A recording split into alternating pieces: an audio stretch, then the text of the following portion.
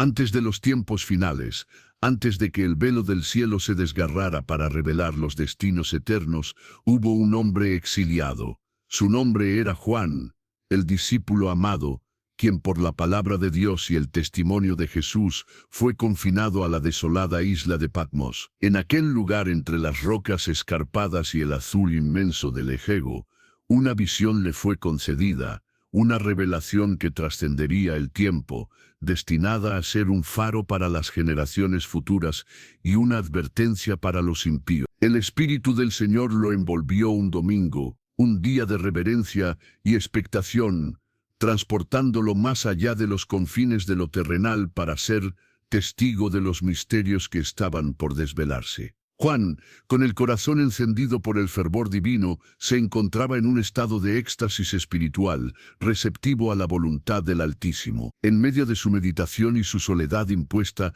una voz poderosa resonó detrás de él. Una voz tan imponente y majestuosa como el estruendo de muchas aguas, el rugido de las cascadas más grandes o el retumbar de un trueno lejano, pero inminente. Esta voz, que vibraba en lo más profundo de su ser, lo instó a volverse y contemplar al mensajero celestial que se manifestaba. La orden fue clara y resonante. Escribe en un libro lo que ves y envíalo a las 7 iglesias, a Éfeso, Esmirna, Pérgamo, Tiatira, Sardis, Filadelfia y la Odisea. Al volverse, la visión que se presentó ante sus ojos mortales fue de una magnificencia abrumadora y un esplendor inefable. En medio de 7 candeleros de oro puro, símbolos de las 7 congregaciones a las que se dirigiría la revelación, apareció una figura semejante al Hijo del Hombre. Su vestidura, larga y resplandeciente, caía hasta sus pies, ceñida con un cinto de oro macizo sobre el pecho, indicando su autoridad sacerdotal y real. El oro brillaba con una luz que no era de este mundo, emanando una santidad y un poder que superaban toda comprensión humana. La imagen era de una pureza y una majestuosidad tan absolutas que el alma de Juan se sintió sobrecogida hasta el límite de la adoración. Los cabellos de esta figura eran de una blancura inmaculada, tan puros como la lana virgen, tan resplandecientes como la nieve recién caída en la cima de una montaña prístina. Esta blancura impoluta simbolizaba su sabiduría eterna y su antigüedad inmemorial, pues Él es el anciano de días, aquel que existe desde antes de todo tiempo. Pero lo más impactante de su apariencia eran sus ojos, ardiendo con una intensidad que traspasaba el alma. Sus ojos eran como llamas de fuego consumidor, escudriñando cada rincón de la creación, revelando la verdad oculta y discerniendo la esencia de todas las cosas. No había oscuridad que pudiera ocultarse a esa mirada penetrante, ni engaño que pudiera persistir ante su luz. Sus pies, firmes y resplandecientes, eran semejantes al bronce bruñido, como si hubiesen sido purificados en un horno ardiente. Esta imagen evocaba la pureza de sus juicios y la solidez de sus caminos, un fundamento inquebrantable sobre el cual se asienta la justicia divina. Su voz, la misma que había llamado a Juan, ahora se percibía como el estruendo incesante de muchas aguas, un sonido que llenaba el espacio con su poder y su autoridad, un eco de la eternidad que proclamaba su soberanía sobre toda la creación. Esta voz, que Juan había escuchado antes de volverse, ahora confirmaba la identidad y la majestad de aquel que estaba en el centro de los candeleros. En su mano derecha, una mano de poder absoluto y control divino, sostenía 7 estrellas, las cuales eran los ángeles de las 7 iglesias, mensajeros o líderes espirituales, que representaban el estado de cada congregación ante los ojos del Altísimo. De su boca procedía una espada aguda de doble filo, un símbolo de la palabra de Dios, que es viva y eficaz, más cortante que toda espada de 2 filos, y que penetra hasta partir el alma y el espíritu, las coyunturas y los tuétanos, y discierne los pensamientos y las intenciones del corazón. Esta espada no era para la destrucción arbitraria, sino para la ejecución de la justicia divina y la revelación de la verdad. Su rostro resplandecía con una magnificencia cegadora, como el sol cuando brilla con toda su fuerza en el mediodía, una luz que era imposible de mirar directamente sin sentirse abrumado. Ante semejante manifestación de gloria y poder, Juan, un hombre mortal de carne y hueso, no pudo resistir la magnitud de la presencia divina. Cayó a sus pies como muerto. Su espíritu y su cuerpo sucumbieron ante la inmensidad de lo sagrado. En ese estado de asombro y reverencia, la figura resplandeciente extendió su mano derecha, la misma mano que sostenía las 7 estrellas, y la colocó sobre Juan. Con una voz que, aunque poderosa, ahora resonaba con una ternura y una autoridad reconfortante, le habló palabras de consuelo y revelación. No temas, yo soy el primero y el último, y el que vive. Estuve muerto, mas he aquí que vivo por los siglos de los siglos. Amén. Y tengo las llaves del Hades y de la muerte. Estas palabras eran el sello de la identidad del que hablaba. El Cristo resucitado, Señor de la vida y de la muerte, victorioso sobre las fuerzas de la oscuridad. La revelación no era de un ángel o un espíritu, sino del Mesías mismo, quien había conquistado la tumba. Luego, la voz continuó, impartiendo la misión a Juan. Escribe, pues, las cosas que has visto, y las que son, y las que han de ser después de esta. La instrucción era clara: documentar la visión del pasado, la resurrección y la gloria de Cristo, el presente, la situación de las 7 iglesias, y el futuro, los eventos proféticos que se desplegarían hasta el fin de los tiempos. La tarea de Juan era ser un fiel escriba, un canal a través del cual la verdad divina sería transmitida a la humanidad. Se le reveló el misterio de las 7 estrellas que estaban en su mano derecha, y de los 7 candeleros de oro. Las 7 estrellas son los ángeles de las 7 iglesias, y los 7 candeleros son las 7 iglesias. Con esto, el velo de lo simbólico comenzó a levantarse. La primera escena en Patmos fue el umbral, el punto de partida de una serie de revelaciones asombrosas.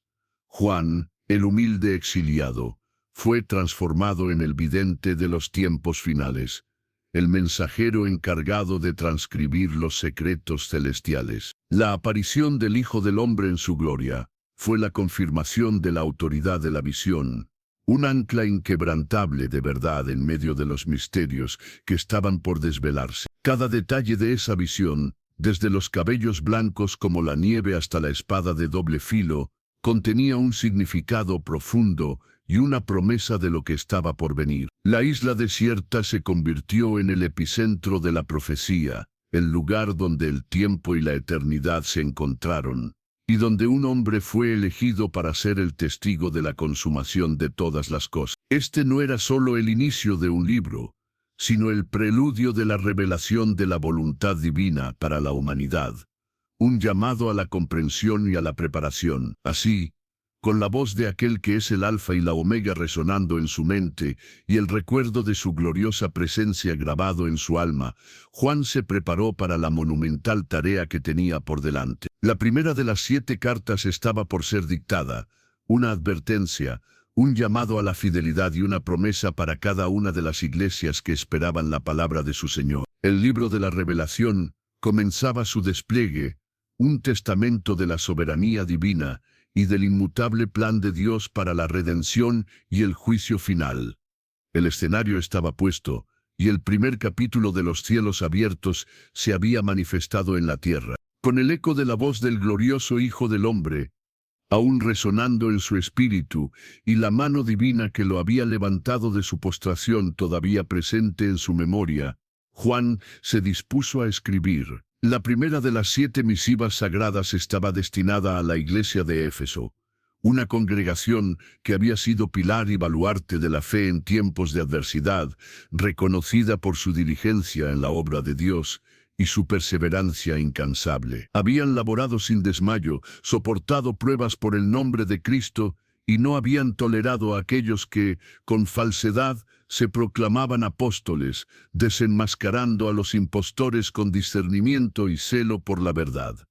La voz celestial, ahora como un dictado sagrado, resonó, detallando sus virtudes con un conocimiento íntimo de sus obras.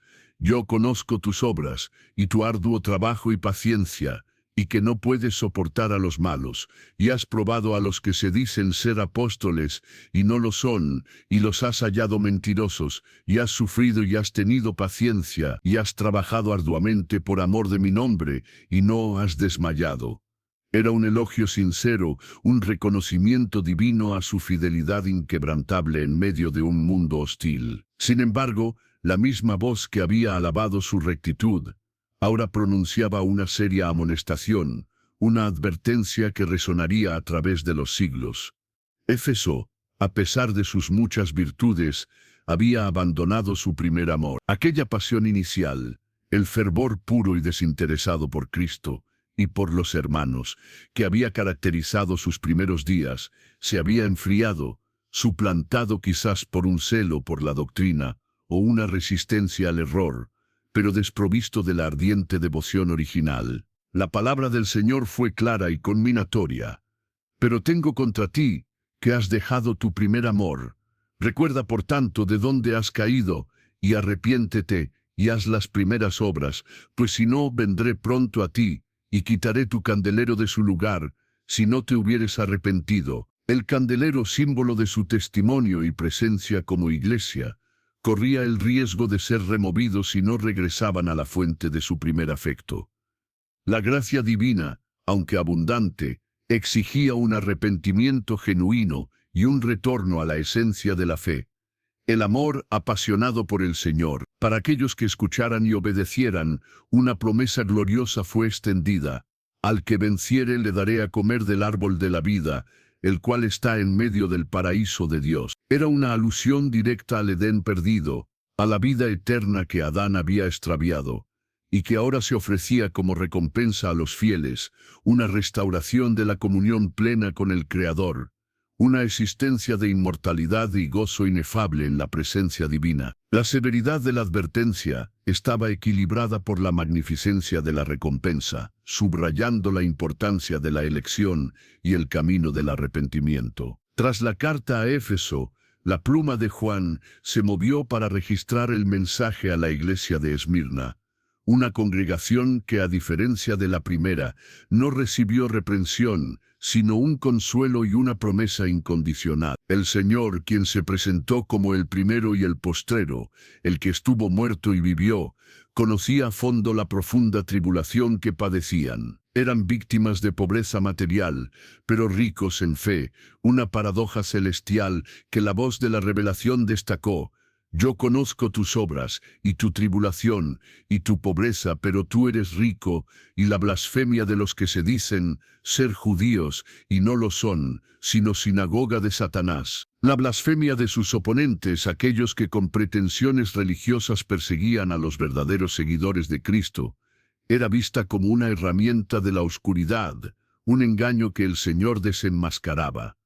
La persecución no era solo una amenaza, sino una realidad inminente y severa. La voz celestial advirtió sobre las pruebas que les aguardaban. No temas en nada lo que vas a padecer.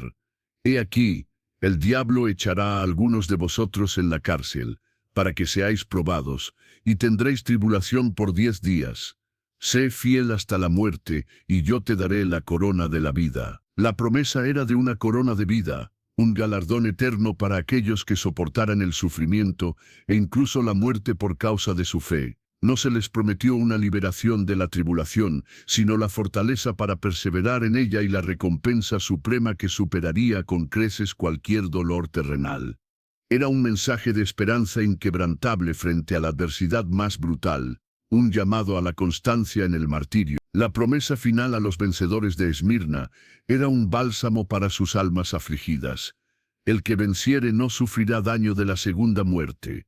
Esta segunda muerte no era la disolución física, sino el juicio eterno, la separación definitiva de Dios. La victoria sobre la persecución y el martirio garantizaba la salvación eterna, un escape de la condenación final que aguarda a los impíos. Era una seguridad para los fieles, un recordatorio de que su sufrimiento temporal en la tierra era insignificante comparado con la gloria y la vida sin fin que les esperaba en la eternidad. La perseverancia en la fe, incluso hasta el último aliento, era la llave a esta promesa inalienable. Así Juan, el escriba de la revelación, continuó su labor, transcribiendo las palabras del Señor a las iglesias, cada una con su propia condición espiritual, sus propios desafíos y sus propias promesas. Éfeso, con su celo pero su amor perdido. Esmirna, con su pobreza y tribulación, pero su riqueza espiritual y su inminente martirio. En cada mensaje, la misma voz gloriosa revelaba una profunda comprensión de la condición humana y eclesiástica, una mezcla de elogio, reproche y consuelo, siempre con una invitación al arrepentimiento y una promesa de vida eterna para aquellos que vencieran. Los candeleros brillaban tenuemente en la visión, cada uno representando a su congregación, mientras el Hijo del Hombre, con sus ojos de fuego, las examinaba a todas. La revelación apenas comenzaba a desvelar los caminos de Dios para su pueblo en medio de un mundo cada vez más oscuro y complejo. La labor de Juan no era simplemente registrar palabras, sino transmitir la esencia de la voluntad divina, un mensaje que trascendería el tiempo y el espacio, destinado a cada creyente que alguna vez luchara por mantener la llama de la fe encendida. En cada línea, el Espíritu Santo se movía, impregnando las palabras con una autoridad que solo podía venir del trono celestial. Y mientras la pluma se deslizaba sobre el pergamino, el destino de las iglesias se ponía de manifiesto, un espejo para todas las congregaciones venideras, un llamado a la introspección y a la acción. El camino de la fidelidad, aunque estrecho y difícil, llevaba a la vida. El camino del descuido o la apostasía, por sutil que fuera, conducía a la remoción del candelero. La seriedad de la revelación se grababa en cada sílaba. Después de haber registrado las condiciones espirituales de Éfeso y Esmirna, la pluma de Juan, guiada por el Espíritu inmutable, se dirigió a transcribir el mensaje destinado a la iglesia en Pérgamo. Esta ciudad, un centro de la cultura pagana y de la adoración imperial, era el lugar donde estaba el trono de Satanás, una referencia a la prominencia de su culto a Esculapio, simbolizado por una serpiente, y a los altares dedicados al emperador. En este ambiente de profunda oscuridad espiritual y abierta idolatría, la congregación de Pérgamo mantenía su fe, y el Señor lo reconoció con conocimiento íntimo. Yo conozco tus obras, y dónde moras, donde está el trono de Satanás, pero retienes mi nombre, y no has negado mi fe, ni aun en los días en que Antipas, mi testigo fiel, fue muerto entre vosotros, donde mora Satanás. La mención de Antipas, el mártir fiel, subrayaba la severidad de la prueba y la constancia de aquellos que, a pesar del ambiente hostil, no negaron la verdad de Cristo, incluso hasta el derramamiento de su propia sangre. Sin embargo, la misma voz que alababa su firmeza, ahora traía consigo una reprimenda severa, una mancha en su fidelidad a pesar de la persecución externa. Algunos en Pérgamo se aferraban a las doctrinas de Balaam, el profeta que en el Antiguo Testamento había enseñado a Balac a poner tropiezo a los hijos de Israel, incitándolos a comer cosas sacrificadas a los ídolos y a cometer fornicación espiritual y física. Esta enseñanza perversa había encontrado terreno fértil en Pérgamo, donde la tentación de comprometer la fe para obtener ventajas sociales o evitar la persecución era constante. Además, la Iglesia toleraba a aquellos que seguían la doctrina de los Nicolaitas, un grupo que se caracterizaba por su libertinaje moral y su sincretismo, justificando prácticas que deshonraban el nombre de Cristo. La palabra del Señor fue inconfundible en su condena. Pero tengo unas pocas cosas contra ti, que tienes ahí a los que retienen la doctrina de Balaam, que enseñaba a Balac a poner tropiezo a los hijos de Israel, a comer de cosas sacrificadas a los ídolos y a cometer fornicación. Y también tienes a los que retienen la doctrina de los Nicolaitas, la que yo aborrezco.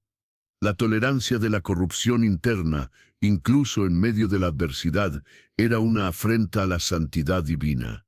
La instrucción del Señor fue inequívoca: arrepentimiento inmediato. Por tanto, arrepiéntete, pues si no, vendré a ti pronto y pelearé contra ellos con la espada de mi boca. La espada de dos filos que emanaba de su boca, vista por Juan en la visión inicial, ahora se revelaba como un instrumento de juicio contra la falsa enseñanza y la iniquidad tolerada dentro de la propia iglesia. La promesa para aquellos que venciesen la corrupción interna y la idolatría era de un carácter profundamente místico y simbólico. Al que venciere, le daré a comer del maná escondido, y le daré una piedrecita blanca, y en la piedrecita escrito un nombre nuevo, el cual ninguno conoce sino aquel que lo recibe. El maná escondido representaba el sustento espiritual que solo Cristo podía proveer, una provisión celestial para el creyente fiel. Y la piedrecita blanca con un nombre nuevo simbolizaba la absolución de la culpa, la aceptación divina y una relación íntima y única con el Salvador, un sello de identidad eterna y pertenencia. El dictado divino continuó: ahora para la iglesia de Tiatira, una congregación que, aunque más pequeña que Éfeso o Pérgamo, había crecido en obras, amor, fe, servicio y paciencia, superando sus primeras obras. El Señor se presentó a sí mismo con ojos como llama de fuego y pies semejantes a bronce bruñido, una descripción que enfatizaba su capacidad de escudriñar los corazones y de juzgar con rectitud. Su reconocimiento fue notable: yo conozco tus obras, y amor, y fe, y servicio, y tu paciencia, y que tus obras postreras son más que las primeras.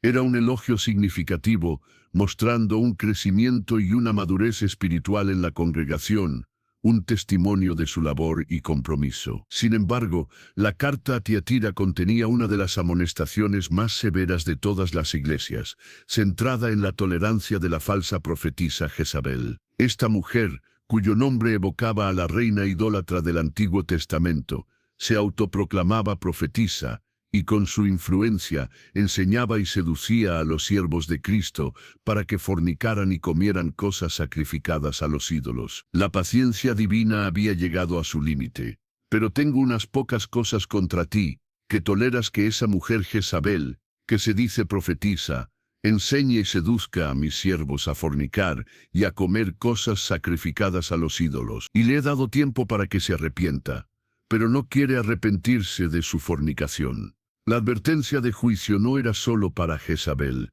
sino para aquellos que la seguían y practicaban sus enseñanzas. He aquí, yo la arrojo en cama, y en gran tribulación a los que con ella adulteran, si no se arrepienten de las obras de ella, y a sus hijos heriré de muerte. Y todas las iglesias sabrán que yo soy el que escudriña la mente y el corazón, y os daré a cada uno según vuestras obras. El castigo sería público y severo, una demostración del poder y la justicia de Dios para todas las congregaciones. No obstante, para el remanente fiel en Tiatira, aquellos que no habían abrazado las profundidades de Satanás, ni se habían contaminado con las enseñanzas de Jezabel, el Señor ofreció un consuelo y una promesa de poder. A ellos no se les impondría otra carga, sino que debían retener lo que ya tenían hasta la venida del Señor. La recompensa prometida a estos vencedores era de una magnificencia que iba más allá de la comprensión humana.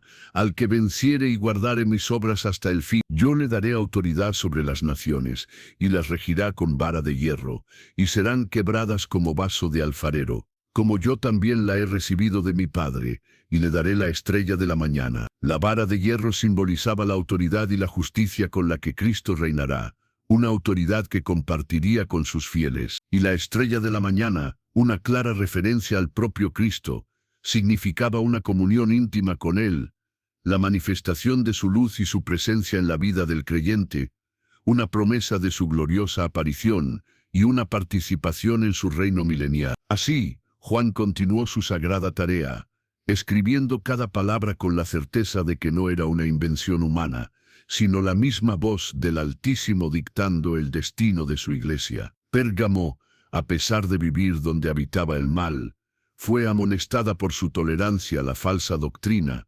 mientras que Tiatira, aunque reconocida por su crecimiento, fue severamente reprendida por permitir que la corrupción moral y espiritual se arraigara en su seno. En cada carta se reafirmaba la omnisciencia divina, la capacidad de Cristo para ver más allá de las apariencias y juzgar el corazón y las motivaciones. Y en cada promesa se ofrecía una esperanza resplandeciente para aquellos que en medio de la prueba y la tentación permanecieran firmes en la fe, esperando la recompensa eterna del Rey de Reyes y Señor de Señores. Los mensajes a las iglesias no eran solo para la antigüedad, sino un eco profético que resonaría hasta el final de los tiempos, un llamado constante a la pureza y la perseverancia. Con la seriedad de los mensajes previos aún marcando el tono, la visión de Juan se posó sobre la iglesia en Sardis. El Señor, presentándose con los 7 espíritus de Dios y las 7 estrellas en su mano, una clara alusión a su control absoluto sobre la plenitud del Espíritu y los líderes de la iglesia, pronunció una de las advertencias más sombrías. Aparentemente, Sardis tenía una reputación de estar viva, de ser activa y próspera en el exterior. Sin embargo, la verdad celestial era devastadora.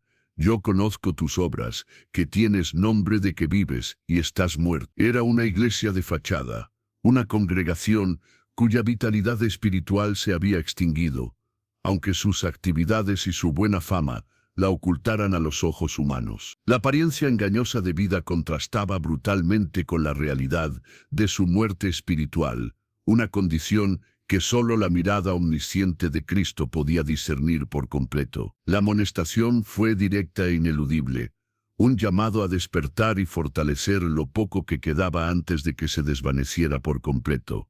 Sé vigilante, y afirma las otras cosas que están para morir, porque no he hallado tus obras perfectas delante de Dios. Acuérdate, pues, de lo que has recibido y oído, y guárdalo y arrepiéntete. Pues si no velas, vendré sobre ti como ladrón, y no sabrás a qué hora vendré sobre ti. La advertencia de su venida como ladrón implicaba un juicio súbito e inesperado, si no había un arrepentimiento genuino y un retorno a la obediencia. A pesar de esta desoladora realidad, había un remanente fiel, unas pocas almas en Sardis que no habían manchado sus vestiduras, quienes en medio de la apostasía latente habían mantenido su pureza espiritual. Para ellos, la promesa era de caminar con el Señor en vestiduras blancas, una señal de pureza y victoria. Pero tienes unas pocas personas en Sardis que no han manchado sus vestiduras, y andarán conmigo en vestiduras blancas, porque son dignas. La recompensa para el vencedor en Sardis era de una profunda significancia, un contraste directo con la muerte espiritual de la congregación. El que venciere será vestido de vestiduras blancas, y no borraré su nombre del libro de la vida, y confesaré su nombre delante de mi Padre, y delante de sus ángeles. La promesa de que su nombre no sería borrado del libro de la vida era la máxima seguridad de salvación, un pacto eterno sellado por la fidelidad. Y la confesión de su nombre ante el Padre y los ángeles era el reconocimiento público de su lealtad, una honra celestial que superaba cualquier vergüenza terrenal. Era un llamado urgente a despertar de la complacencia, a abrazar la verdadera vida en Cristo para no perder la herencia eterna que los aguardaba. Desde la sombría realidad de Sardis, la visión de Juan se trasladó a la iglesia de Filadelfia, una congregación que, a diferencia de las demás, no recibió ninguna reprensión, sino un elogio puro y una promesa incondicional. El Señor se presentó como el Santo, el verdadero, el que tiene la llave de David, el que abre y ninguno cierra, y cierra y ninguno abre. Esta descripción subraya su autoridad absoluta sobre el reino de Dios y su capacidad para abrir puertas de oportunidad o cerrarlas a su voluntad. Su conocimiento de las obras de Filadelfia era íntimo. Yo conozco tus obras, he aquí, he puesto delante de ti una puerta abierta, la cual nadie puede cerrar. Porque aunque tienes poca fuerza, has guardado mi palabra, y no has negado mi nombre. La poca fuerza de Filadelfia no fue un obstáculo, sino un testimonio de su fidelidad. A pesar de sus limitaciones, habían permanecido leales a la palabra y al nombre de Cristo. El Señor prometió una vindicación pública para Filadelfia ante sus adversarios, aquellos de la sinagoga de Satanás, que se decían judíos pero no lo eran. Ellos vendrían a postrarse a sus pies y a reconocer que el Señor había amado a esta humilde congregación. La protección divina se extendía a la inminente hora de la prueba que vendría sobre el mundo entero, una tribulación universal de la que Filadelfia sería guardada precisamente por su paciencia y su firmeza en la palabra del Señor. Por cuanto has guardado la palabra de mi paciencia, yo también te guardaré de la hora de la prueba que ha de venir sobre el mundo entero para probar a los que moran sobre la tierra.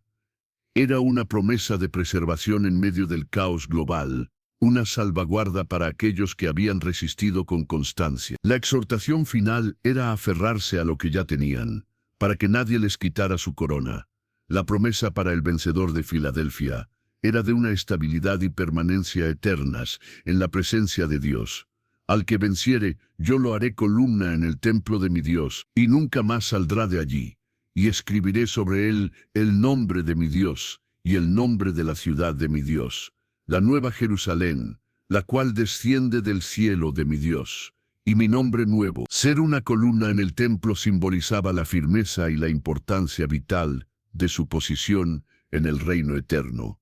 El nombre de Dios, la nueva Jerusalén y el nombre nuevo de Cristo serían inscritos sobre ellos, sellando su identidad y su ciudadanía celestial de manera inalterable. Filadelfia era un faro de fidelidad, un ejemplo de cómo la perseverancia en la poca fuerza puede llevar a una recompensa inmensa. Finalmente, la visión de Juan se enfocó en la iglesia de la Odisea, una congregación cuya condición espiritual era quizás la más ofensiva a los ojos del Señor. El mensaje provenía del Amén, el testigo fiel y verdadero, el principio de la creación de Dios, enfatizando su absoluta veracidad y su autoridad. La Odisea no recibió elogio alguno, su juicio fue devastadoramente directo.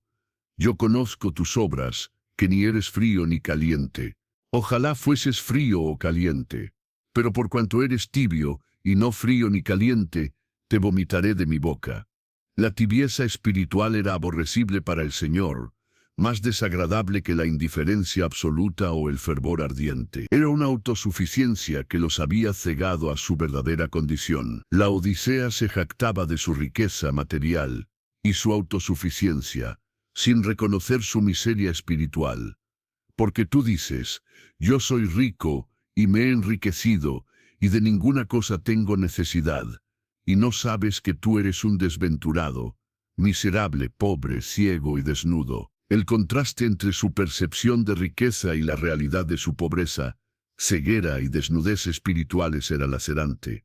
El Señor, en su misericordia, les ofreció un remedio divino para su lamentable estado. Por tanto, yo te aconsejo que de mí compres oro refinado en fuego, para que seas rico, y vestiduras blancas para vestirte, y que no se descubra la vergüenza de tu desnudez, y unge tus ojos con colirio para que veas. Este oro refinado era la verdadera riqueza espiritual, las vestiduras blancas, la justicia de Cristo, y el colirio la iluminación del Espíritu Santo para discernir la verdad. La advertencia era clara y amorosa a la vez. Yo reprendo y castigo a todos los que amo. Sé, pues, celoso, y arrepiéntete. He aquí, yo estoy a la puerta, y llamo. Si alguno oye mi voz y abre la puerta, entraré a él, y cenaré con él, y él conmigo. La imagen de Cristo llamando a la puerta de la iglesia, invitando a la comunión personal, es una de las más conmovedoras de la Biblia. Era un llamado final al arrepentimiento, una oportunidad para restaurar la relación íntima antes de que el juicio cayera. La promesa para el vencedor de la Odisea era de una intimidad y autoridad sin igual. Al que venciere le daré que se siente conmigo en mi trono, así como yo he vencido, y me he sentado con mi Padre en su trono. Sentarse en el trono de Cristo era la máxima expresión de participación en su reino y su victoria, una recompensa que solo los que superaran la tibieza y la autosuficiencia podrían alcanzar. Así, Juan concluyó la primera gran sección de su revelación, las cartas a las 7 iglesias. Cada mensaje era una joya de discernimiento espiritual, un diagnóstico preciso de la condición de la iglesia en diversas épocas y lugares. desde la iglesia que había dejado su primer amor, Éfeso, pasando por la que sufrió persecución sin reproche, Esmirna, la que toleró la falsa doctrina, Pérgamo, la que creció pero permitió la corrupción, Tiatira, la que vivía de una reputación falsa, Sardes, la que aunque débil fue fiel y protegida, Filadelfia, hasta la que se creía rica pero era espiritualmente pobre y tibia, la Odisea. Cada uno de estos mensajes no era solo para las congregaciones del primer siglo, sino un eco profético, una advertencia intemporal y un llamado eterno a cada creyente y a cada iglesia para examinar su corazón, arrepentirse y perseverar en la fe genuina hasta el glorioso día del retorno del Señor. La escena estaba ahora dispuesta para que Juan fuera transportado más allá de lo terrenal, al trono celestial, donde los misterios más profundos comenzarían a desvelarse ante sus ojos. Después de la transcripción de las 7 cartas que revelaron la condición espiritual de las congregaciones terrenales, la revelación ascendió a un plano aún más sublime y sobrecogedor. Juan, el fiel vidente de Patmos, fue invitado por una voz que resonó como trompeta, la misma voz que lo había llamado inicialmente, a ascender. Sube acá, y yo te mostraré las cosas que han de ser después de estas. Inmediatamente fue arrebatado en el espíritu, trascendiendo las limitaciones del tiempo y el espacio terrenal. Ante sus ojos se desplegó la visión más gloriosa de todas, un trono establecido en el cielo, y sobre el trono uno sentado, cuya presencia irradiaba una majestad incomprensible. No había forma humana que pudiera describirlo plenamente, sino que su gloria se manifestaba en la refulgencia de piedras preciosas, como el jaspe y el sardio, gemas que brillaban con una intensidad deslumbrante, reflejando la pureza, la santidad y el juicio de Dios. Alrededor del trono, un arco iris se curvaba con la magnificencia de una esmeralda, su verdor resplandeciente contrastando con la luz ardiente de la deidad. Este arco iris, símbolo del pacto y la misericordia divina, recordaba la fidelidad de Dios incluso en medio de su justa ira. 24 tronos menores rodeaban el gran trono, y sobre ellos 24 ancianos estaban sentados, vestidos de ropas blancas y con coronas de oro sobre sus cabezas. Su número, su vestimenta y sus coronas sugerían una representación de la Iglesia redimida en su totalidad. Tanto el sacerdocio del Antiguo Testamento, 12 tribus, como el apostolado del Nuevo Testamento, 12 apóstoles, representando la plenitud de aquellos que han sido redimidos y ahora ejercen autoridad y adoración en la presencia del Altísimo. Eran testigos y participantes de la corte celestial, intercediendo y adorando sin cesar. Del trono procedían relámpagos, voces y truenos, una manifestación palpable del poder inmenso y la soberanía inquebrantable de Dios, un recordatorio de su majestad temible. Ante el trono, 7 lámparas de fuego ardían sin cesar, que eran los 7 espíritus de Dios, la plenitud del Espíritu Santo en su omnisciencia y omnipotencia, iluminando y escudriñando toda la creación. Y más allá, un mar de vidrio semejante al cristal se extendía, un reflejo prístino de la gloria divina, un espacio de calma y pureza inmaculada que separaba la santidad del trono de la creación. Era un escenario de orden perfecto, de una belleza y un poder que escapaban a toda descripción terrenal, un testimonio de la perfección inagotable del Creador. En medio del trono y alrededor de él, surgían 4 seres vivientes, criaturas de una simbología profunda y una majestuosidad indescriptible, llenas de ojos por delante y por detrás. El primer ser viviente era semejante a un león, símbolo de la realeza y la fuerza. El segundo, semejante a un becerro, representando el servicio y el sacrificio. El tercero tenía rostro como de hombre, encarnando la inteligencia y la compasión. Y el cuarto era semejante a un águila volando, simbolizando la velocidad, la perspicacia y la trascendencia. Cada uno de ellos tenía 6 alas, cubiertas por completo de ojos por dentro y por fuera, una representación de su constante vigilancia, su omnisciencia vicaria y su incesante capacidad de contemplar la gloria divina. Día y noche, sin cesar, proclamaban la santidad de aquel que estaba sentado en el trono.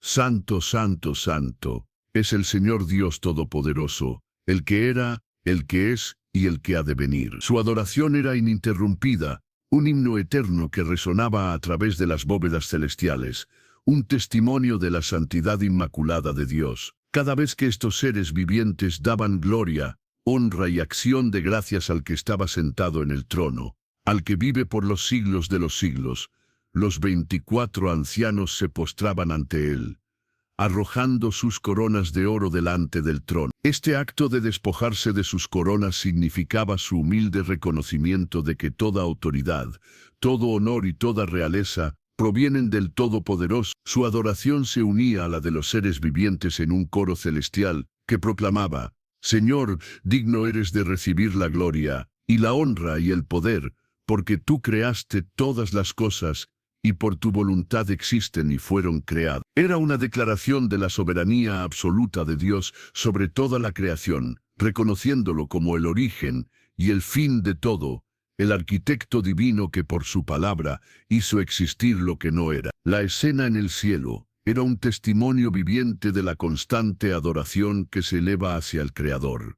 Los relámpagos que emergían del trono hablaban de su poder inminente y su justicia perfecta, mientras que las voces y truenos recordaban su autoridad inquebrantable. El mar de vidrio, inmaculado y sereno, reflejaba la pureza de su presencia, un contraste con las turbulencias del mundo terrenal. Juan, como testigo privilegiado, asimilaba cada detalle, cada sonido, cada luz, consciente de que lo que veía no era una mera fantasía, sino la mismísima realidad de la corte celestial, el centro de la autoridad y el propósito divinos que regían los destinos del universo. En medio de esta gloriosa sinfonía de adoración, la atención se centró en la mano derecha de aquel que estaba sentado en el trono. Sostenía un libro o rollo, escrito por dentro y por fuera, sellado con 7 sellos. Este libro, de una importancia capital, contenía los decretos divinos, los juicios y los planes de Dios para la historia de la humanidad, desde el presente hasta la consumación final. Un ángel fuerte proclamó a gran voz, con una autoridad que conmovía los cimientos del cielo: ¿quién es digno de abrir el libro y desatar sus sellos? La pregunta resonó por todo el cosmos, y un silencio expectante cayó sobre la vasta asamblea celestial. Sin embargo, no se encontró a nadie, ni en el cielo, ni en la tierra, ni debajo de la tierra, que fuera digno de abrir el libro, ni siquiera de mirarlo. Esta incapacidad universal de abrir el libro llenó a Juan de una profunda tristeza y desesperación. Lloró amargamente, comprendiendo la importancia de lo que el rollo contenía y la aparente imposibilidad de que sus misterios fueran revelados.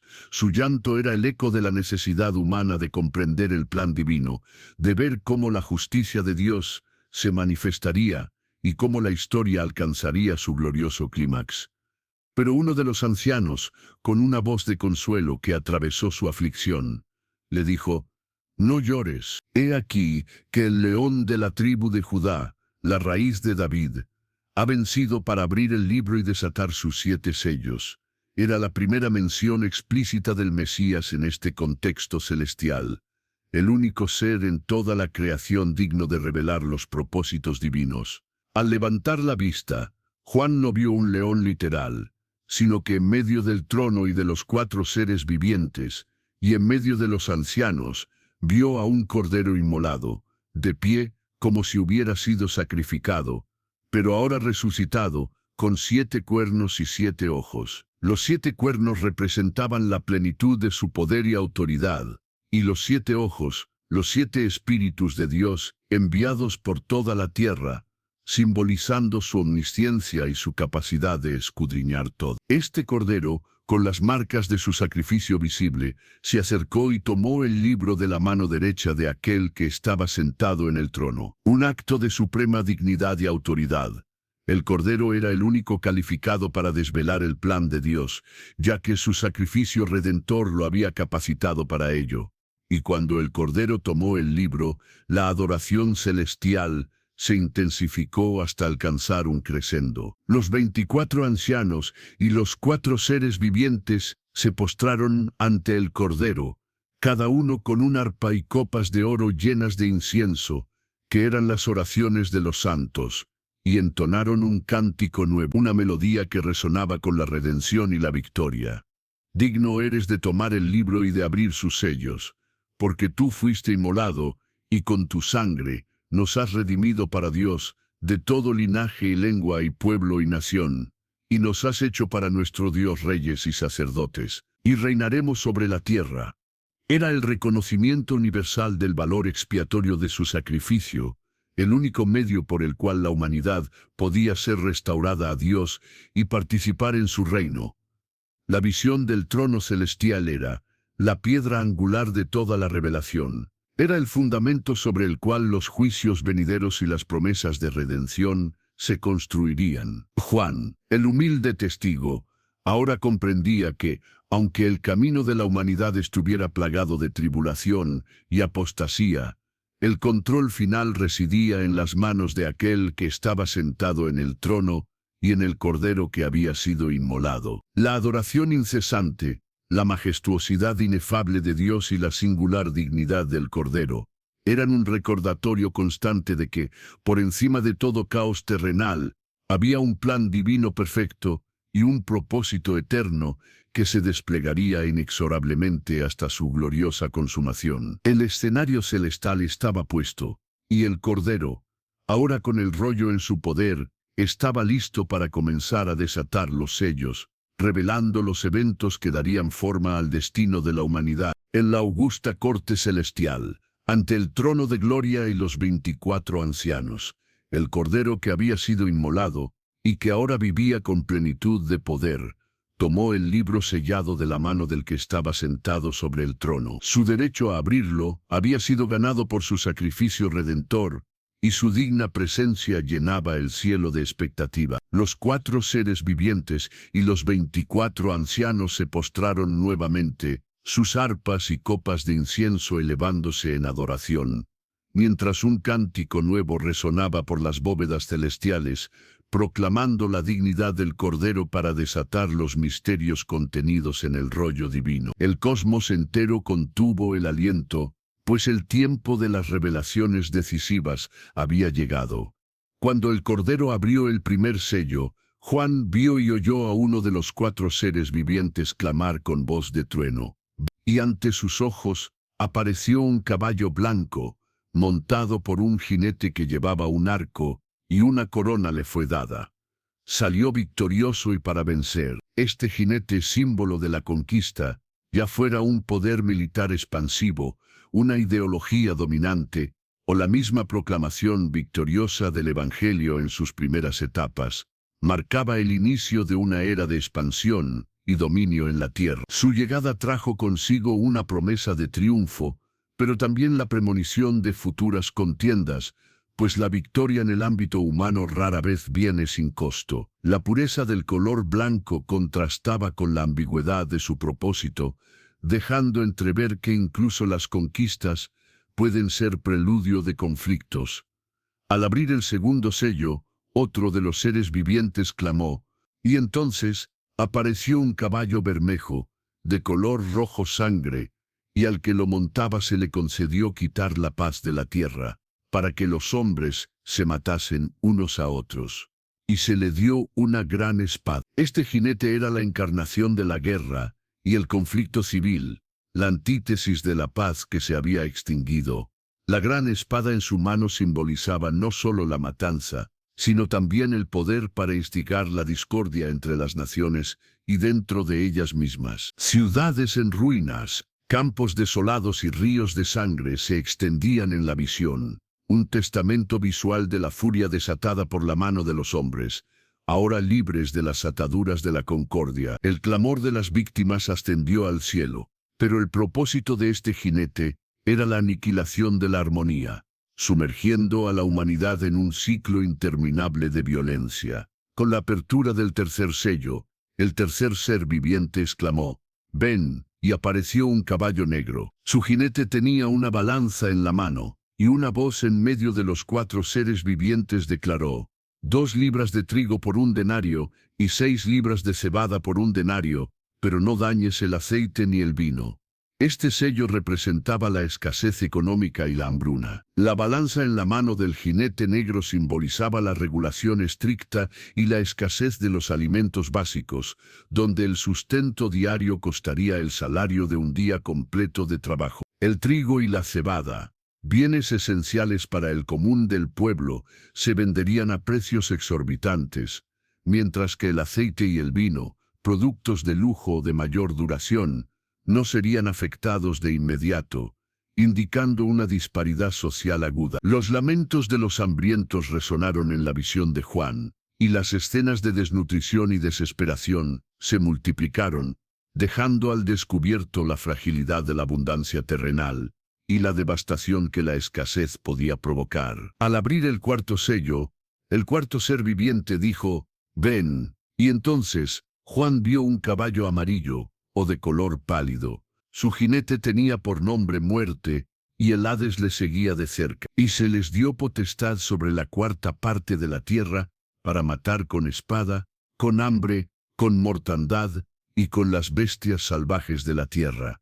Este es el sello de la muerte masiva y la pestilencia, la culminación de los juicios anteriores. El color pálido del caballo evocaba la tez de un cadáver, y la cercanía del Hades confirmaba la magnitud de la tragedia. Una 4ª parte de la población mundial estaba destinada a perecer por una combinación de guerra, hambruna, plagas y ataques de animales salvajes, una devastación sin precedentes que dejaría vastas extensiones de la tierra despobladas y cubiertas de cadáveres. El hedor de la muerte se elevó en la visión, y el lamento de los supervivientes llenó el aire, un testimonio escalofriante de la severidad del juicio divino que se derramaba sobre un mundo desobediente. Cuando el Cordero abrió el 5º sello, Juan no vio a un jinete, sino que miró debajo del altar.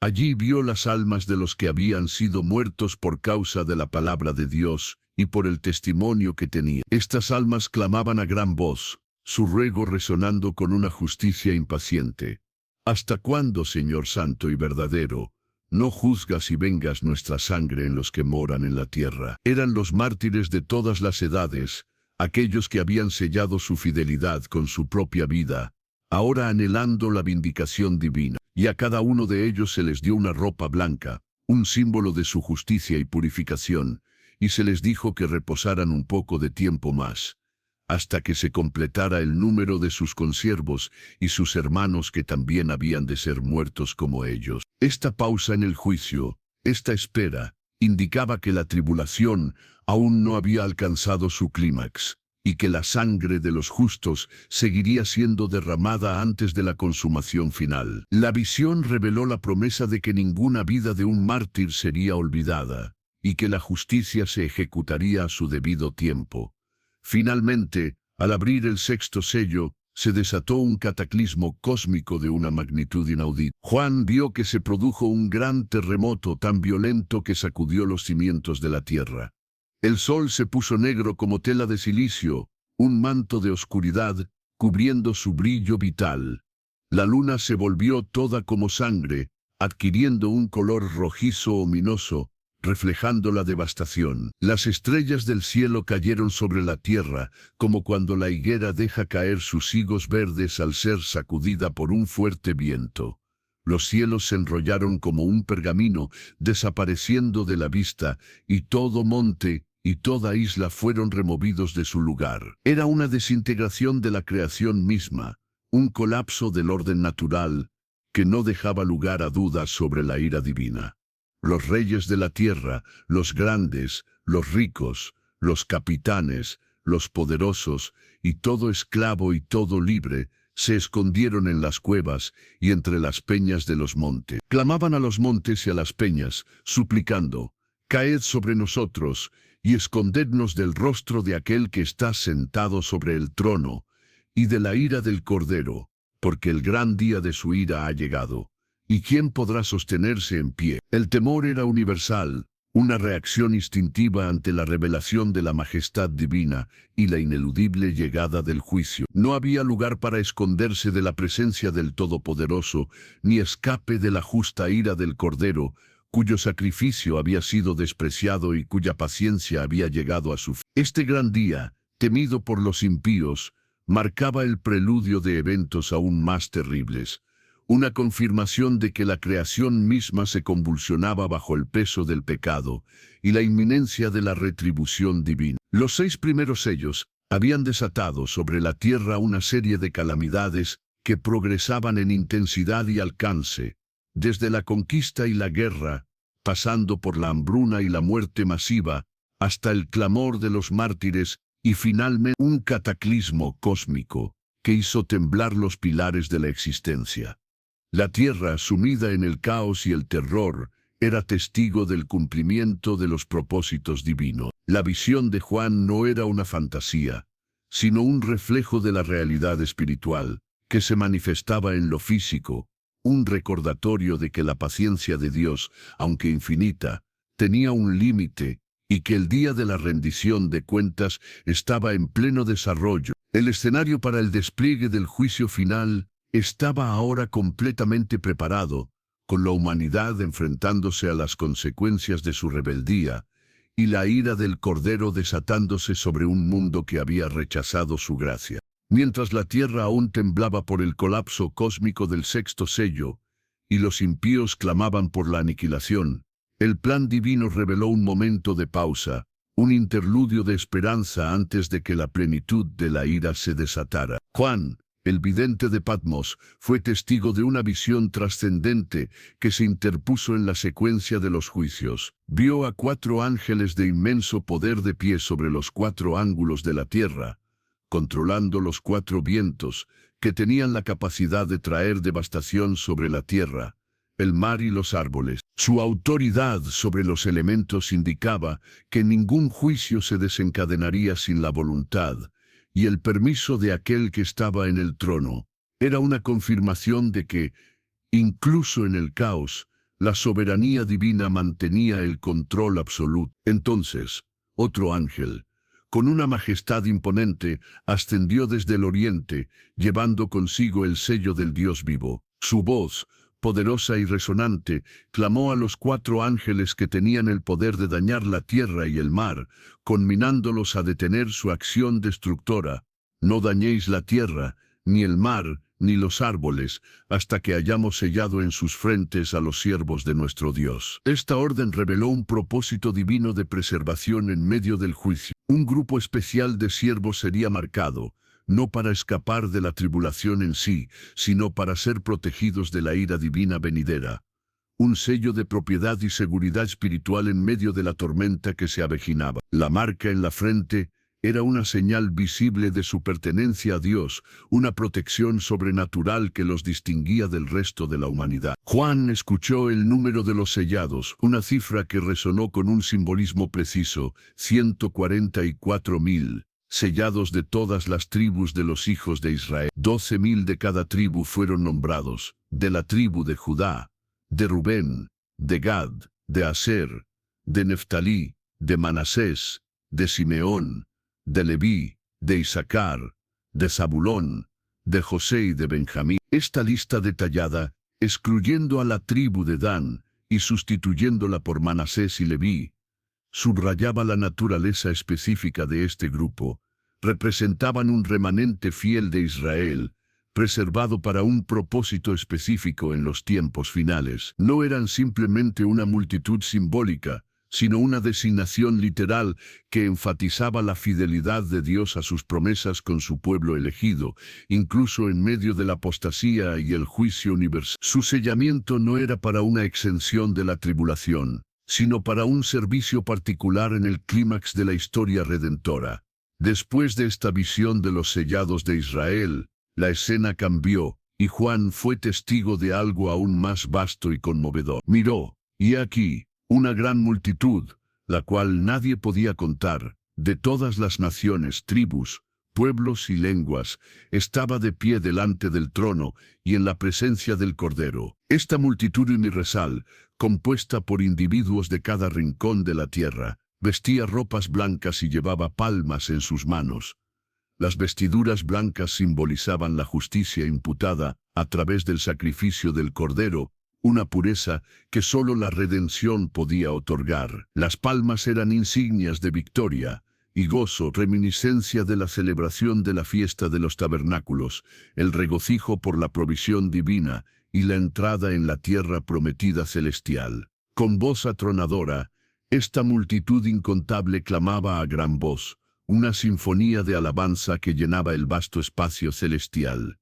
La salvación pertenece a nuestro Dios que está sentado en el trono, y al Cordero. Su adoración era un testimonio unificado de que la redención y la liberación del pecado y la muerte provenían únicamente de la soberanía de Dios y del sacrificio expiatorio de Cristo. Todos los ángeles que rodeaban el trono, los ancianos y los 4 seres vivientes se postraron sobre sus rostros ante el trono y adoraron a Dios diciendo: la bendición y la gloria y la sabiduría, y la acción de gracias y la honra, y el poder y la fortaleza, sean a nuestro Dios por los siglos de los siglos. Amén. Era una confirmación universal de la dignidad de Dios para recibir toda la adoración del cosmos, una sinfonía de gratitud y reconocimiento por su carácter inmutable. Uno de los ancianos, al ver la perplejidad de Juan ante esta multitud gloriosa, le preguntó: ¿quiénes son estos vestidos de ropas blancas y de dónde han venido? Juan, con humildad, respondió al anciano: Señor, tú lo sabes. Entonces el anciano, con voz solemne, reveló la identidad de esta multitud. Estos son los que han salido de la gran tribulación, y han lavado sus ropas y las han blanqueado en la sangre del Cordero. Esta revelación era de suma importancia. Esta multitud no había evitado la tribulación, sino que la había atravesado, y su pureza y su salvación eran el resultado directo de su fe en el sacrificio de Cristo. Ellos eran los vencedores de la persecución y el sufrimiento, redimidos por el poder purificador de la sangre del Cordero, un testimonio viviente de la fidelidad hasta el fin. Por esta razón, esta gran multitud estaba delante del trono de Dios y le servían día y noche en su templo, una adoración incesante en su presencia. Y aquel que estaba sentado en el trono moraría entre ellos, ofreciendo una comunión íntima y constante. Las promesas para ellos eran de una dicha ininterrumpida y una protección eterna. No tendrán más hambre ni sed, y el sol no caerá más sobre ellos, ni calor alguno, porque el Cordero que está en medio del trono los pastoreará y los guiará a fuentes de aguas de vida, y Dios enjugará toda lágrima de los ojos de ellos. Esta era la consumación de la esperanza, la erradicación de todo sufrimiento y la entrada en un paraíso de gozo y provisión divinos, liderados por el Cordero mismo, el buen pastor. La visión de los sellados y la gran multitud fue un mensaje de consuelo y seguridad en medio de los juicios venideros. Demostró que incluso cuando la ira de Dios se desataba sobre el mundo impío, su plan incluía la preservación y la redención de aquellos que le eran fieles. El 144.000 representaban la fidelidad de Dios a su pacto con Israel, un remanente escogido. La multitud incontable, por otro lado, era la gloriosa manifestación de la gracia salvadora de Cristo, que abarcaba a personas de todas las etnias y naciones, aquellos que habían resistido la gran tribulación, y cuya fe los había llevado a lavar sus ropas en la sangre del Cordero. Esta visión ofrecía un vistazo al resultado final de la historia redentora, una multitud lavada y sin mancha adorando eternamente al Cordero y al Padre, un contraste esperanzador con el caos terrenal que precedía el juicio final. El velo se había levantado por un momento, permitiendo a Juan y a las generaciones futuras vislumbrar la magnitud de la salvación de Dios antes de que los últimos y más terribles juicios se manifestaran. Después de la visión consoladora de los sellados y la multitud redimida, el escenario celestial se preparó para el clímax de los juicios iniciales, cuando el Cordero digno y soberano abrió el 7º sello. Un silencio sobrecogedor descendió sobre el cielo. No un silencio de vacío, sino de profunda expectativa y reverencia. Este silencio duró como media hora, un lapso que en la eternidad se sintió como una eternidad, intensificando la anticipación de los eventos que estaban a punto de desatarse. Era la calma antes de la tormenta, la pausa solemne antes de que la plenitud de la ira divina se manifestara, un momento para que toda la creación contuviera el aliento ante la majestad del Todopoderoso y el Cordero. Juan, el vidente de Patmos, observó entonces a 7 ángeles que estaban de pie ante Dios, y a ellos les fueron dadas 7 trompetas. Estas trompetas no eran meros instrumentos musicales, sino símbolos de la voz de Dios en juicio, instrumentos de proclamación divina que anunciarían una nueva serie de calamidades sobre la tierra. Y otro ángel, con un incensario de oro, se acercó y se paró junto al altar. Se le dio mucho incienso para añadirlo a las oraciones de todos los santos que ascendían desde la tierra y para ofrecerlo sobre el altar de oro que estaba delante del trono. El humo del incienso, mezclado con las oraciones del pueblo de Dios, subió de la mano del ángel a la presencia divina. Este acto revelaba la constante intercesión de los santos ante Dios y cómo sus súplicas son escuchadas y presentadas ante el trono, incluso en medio del tiempo de juicio. Las oraciones de los mártires por justicia y las de todos los justos por el reino de Dios ahora encontraban su momento de manifestación. Luego, el ángel tomó el incensario, lo llenó con fuego del altar y lo lanzó sobre la tierra. Este acto simbólico desencadenó una respuesta cósmica inmediata. Hubo truenos, voces, relámpagos y un terremoto. Era el comienzo de la ejecución de los juicios de las trompetas, una señal de que las oraciones habían sido escuchadas y que la retribución divina estaba por derramarse de manera palpable sobre el mundo. Los elementos mismos respondieron a la ira de Dios, anunciando la inminencia de las catástrofes. Tras esto, los 7 ángeles que tenían las 7 trompetas se prepararon para tocarlas, y la expectación en el cielo alcanzó su punto máximo. El primer ángel tocó la trompeta, y entonces se produjo granizo y fuego mezclados con sangre, que fueron lanzados sobre la tierra.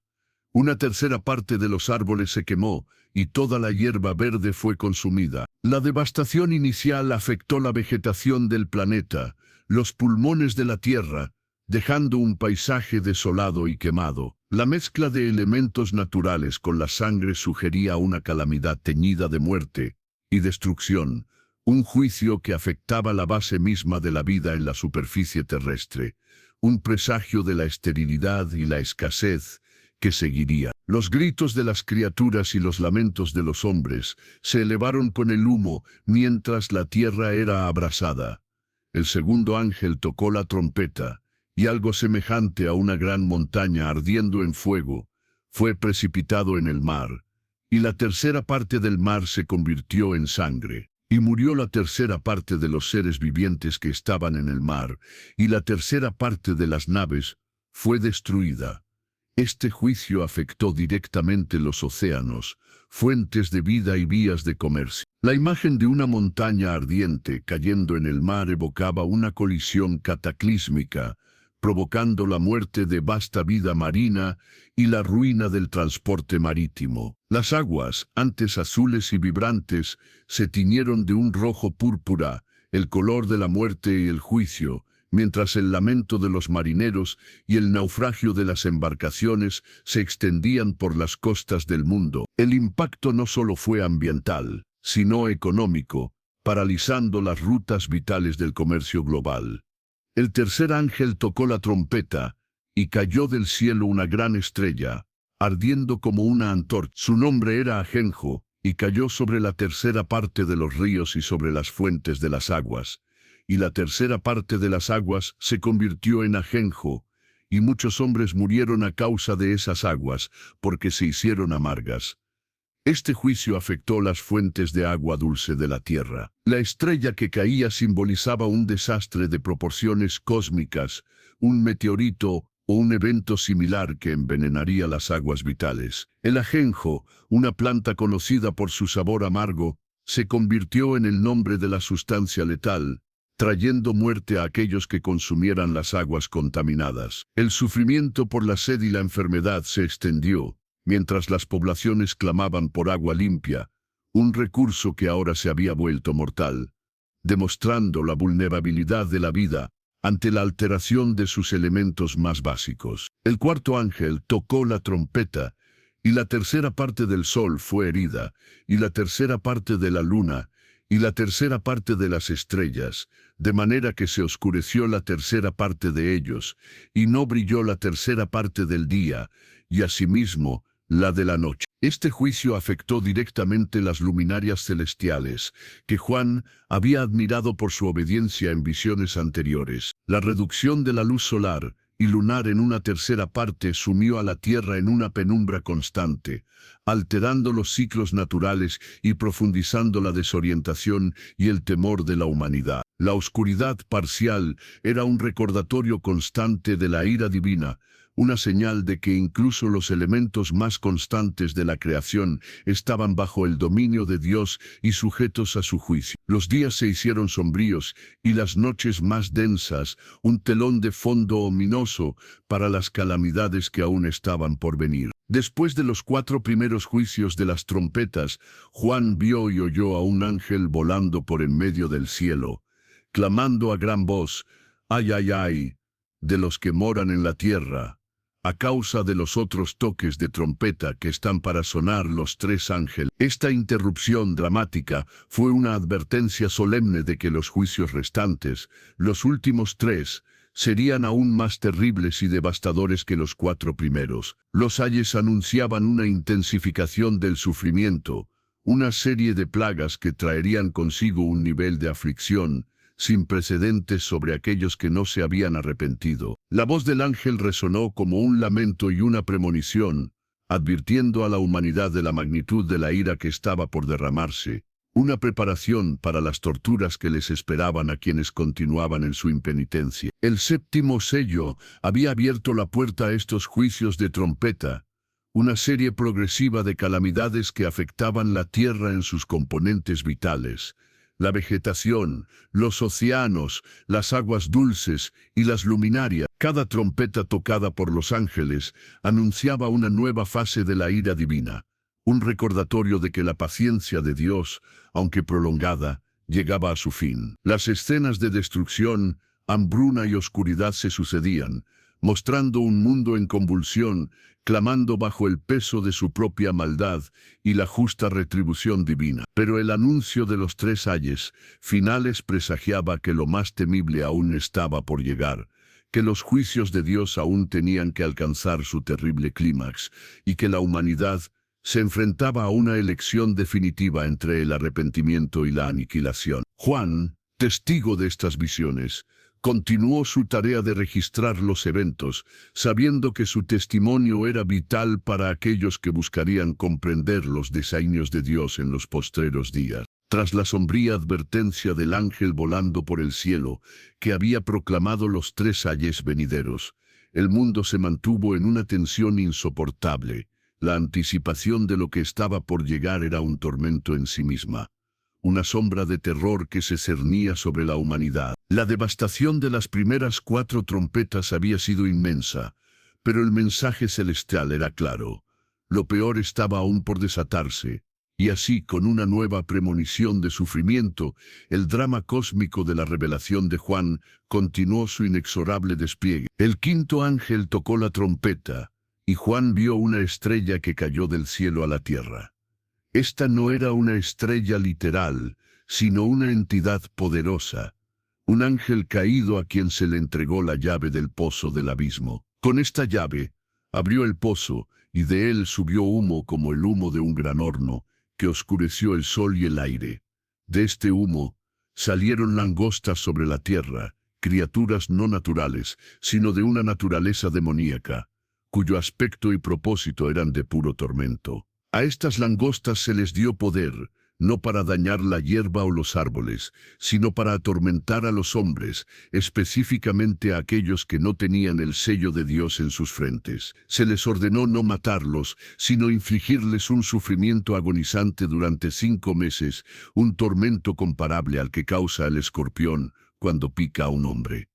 El aspecto de estas langostas era horrendo y simbólico. Eran como caballos preparados para la guerra, con coronas semejantes al oro en sus cabezas, rostros como de hombres, cabellos como de mujer y dientes como de leones. Tenían corazas como corazas de hierro y el sonido de sus alas era como el estruendo de muchos carros de caballos que corren a la batalla. Sus colas tenían aguijones como los de los escorpiones, y en sus colas residía su poder, para dañar a los hombres durante esos 5 meses. Su rey era el ángel del abismo, cuyo nombre en hebreo es Abadón, y en griego Apolión, que significa destructor. El tormento que infligían era tan insoportable, que en aquellos días los hombres buscarían la muerte y no la hallarían. Anhelarían morir.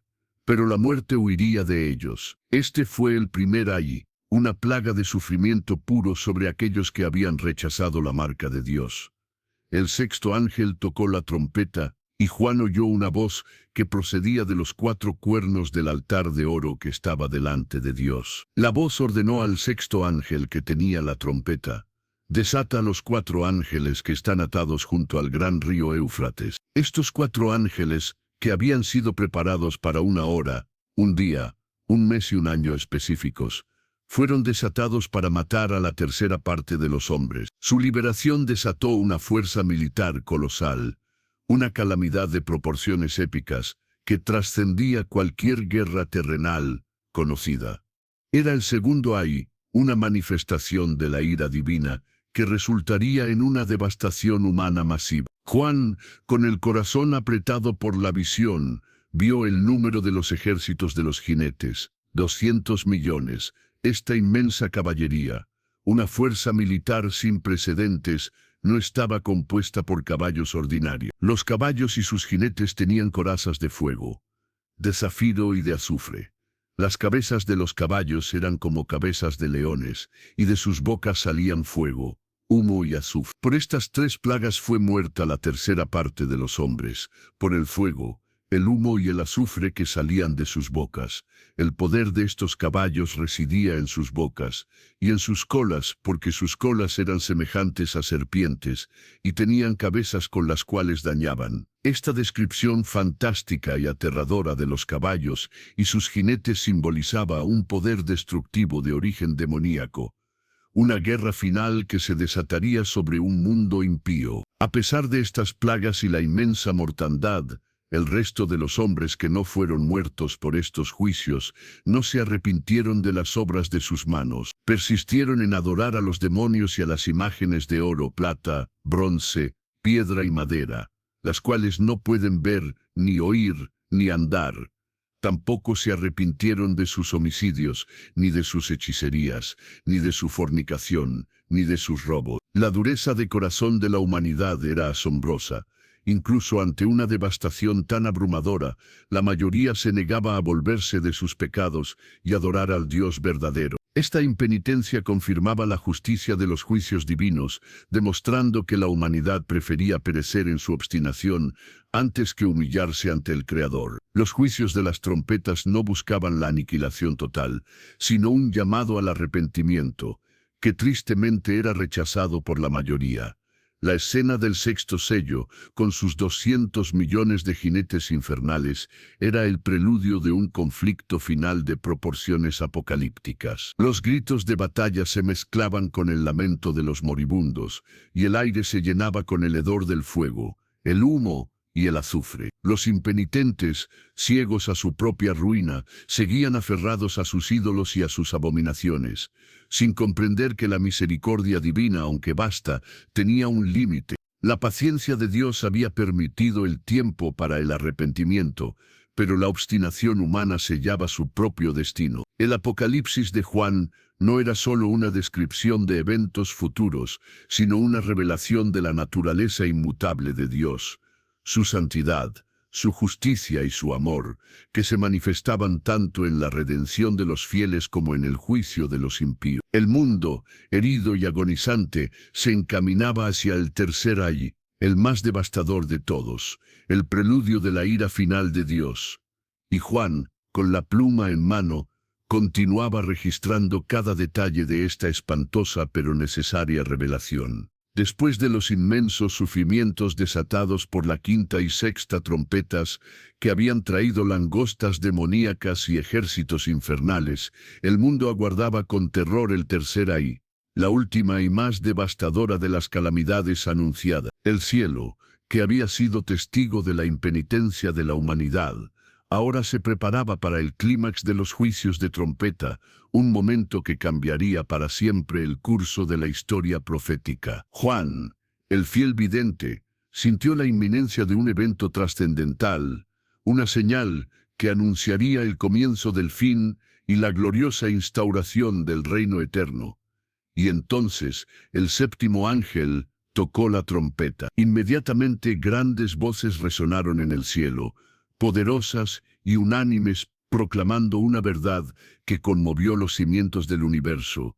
Los reinos del mundo han venido a ser de nuestro Señor y de su Cristo, y Él reinará por los siglos de los siglos. Esta no era una simple declaración, sino una afirmación triunfante de la soberanía indiscutible de Dios y de su Mesías sobre toda la creación. Era el anuncio de que el tiempo de los reinos humanos, con sus rebeliones y sus injusticias, había llegado a su fin, y que la autoridad divina se establecería de manera irrefutable sobre la tierra. El sonido de la séptima trompeta no solo traía juicio, sino también la gloriosa noticia del reinado eterno de Cristo. Ante esta majestuosa proclamación, los 24 ancianos que estaban sentados sobre sus tronos delante de Dios, se postraron sobre sus rostros y adoraron al Altísimo, entonando un cántico de gratitud y reconocimiento. Te damos gracias, Señor Dios, Todopoderoso, el que eres y que eras y que has de venir, porque has tomado tu gran poder y has reinado. Y se airaron las naciones, y tu ira ha venido, y el tiempo de juzgar a los muertos, y de dar el galardón a tus siervos los profetas, a los santos y a los que temen tu nombre, a pequeños y a grandes, y de destruir a los que destruyen la tierra. Su adoración reconocía la soberanía divina, la ira justa que caía sobre las naciones rebeldes y la inminencia del juicio de los muertos, donde se recompensaría a los justos y se destruiría a los impíos. Era la vindicación de todos aquellos que habían sufrido por causa de su fe. En ese momento supremo, el templo de Dios fue abierto en el cielo, y el arca de su pacto se hizo visible en su templo. Esta visión era de una profunda significancia, pues el arca simbolizaba la presencia divina, sus leyes y sus promesas, ahora plenamente reveladas. Con la apertura del templo celestial y la manifestación del arca, se desataron las últimas expresiones del poder y el juicio divinos. Hubo relámpagos, voces, truenos, un terremoto y grande granizo. Estos fenómenos cósmicos, mucho más intensos que los anteriores, eran la manifestación física de la ira de Dios, una serie de calamidades que llevarían al mundo a su punto de inflexión. El granizo, masivo y destructivo, caía con una fuerza demoledora, arrasando todo a su paso, un castigo literal y simbólico sobre la impenitencia humana. La séptima trompeta marcó el fin de una era y el inicio de la consumación. Aunque no se describen inmediatamente plagas específicas como en las trompetas anteriores, este toque desencadena la plenitud de la ira de Dios, que se manifestará en las 7 copas venideras. La proclamación del reino eterno de Cristo no significaba el cese inmediato del sufrimiento en la tierra, sino la certeza inquebrantable de que su gobierno estaba a punto de ser establecido y que toda resistencia sería finalmente quebrantada. El clamor de las naciones en su ira contrastaba con la firmeza del plan divino, que avanzaba inexorablemente hacia su glorioso cumplimiento. El granizo, que caía con un peso aterrador, simbolizaba la dureza del juicio final. Cada impacto resonaba con la obstinación de aquellos que habían rechazado el arrepentimiento, una retribución física por la rebeldía espiritual. Ciudades enteras se derrumbaban, cosechas eran destruidas y la vida se desvanecía bajo la fuerza implacable de los elementos. Los hombres, endurecidos en su maldad, se veían impotentes ante la manifestación del poder de aquel que habían despreciado. Era la culminación de los ayes, un preludio de la ira divina que se derramaría sin mezcla sobre los impíos, tal como se anunciaría con las copas. La visión de Juan de la séptima trompeta fue, por tanto, un momento de revelación dual. Por un lado, el glorioso anuncio del reino eterno de Cristo, la esperanza inquebrantable para los fieles de todas las generaciones. Por otro, el inminente y terrible despliegue de la ira de Dios sobre un mundo rebelde.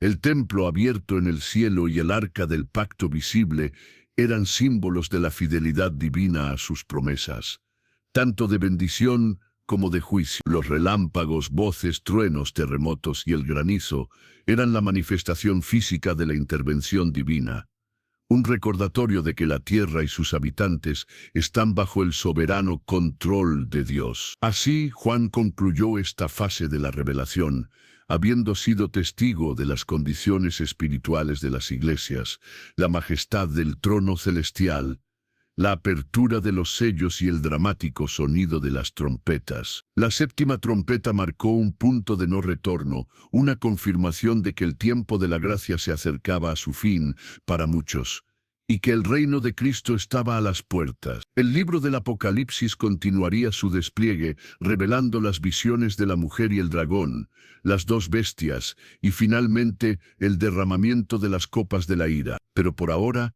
el eco de la séptima trompeta resonaba en los oídos de Juan, un sonido que era a la vez un lamento por la humanidad perdida y un himno de alabanza por la venida del Rey de Reyes y Señor de Señores. Su reinado eterno estaba asegurado, y la tierra pronto sería testigo de su plena manifestación, en justicia y poder inquebrantable. La revelación avanzaba hacia su grandioso y temible final, y la humanidad sería juzgada por sus obras.